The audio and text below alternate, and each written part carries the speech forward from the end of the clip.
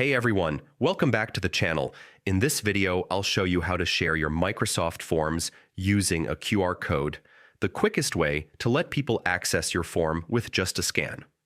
First, log in to your Microsoft 365 account and open Microsoft Forms. From the dashboard, either create a new form or select an existing one you'd like to share. Once your form is ready, click on the Present option at the top. This opens your form in presentation mode, which makes it easier to share. Now, look for the QR code option.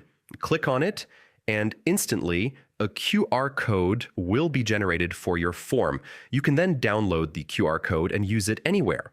Add it to flyers, business cards, posters, or even digital slides. Anyone can scan it with their phone and go directly to your form. And that's it.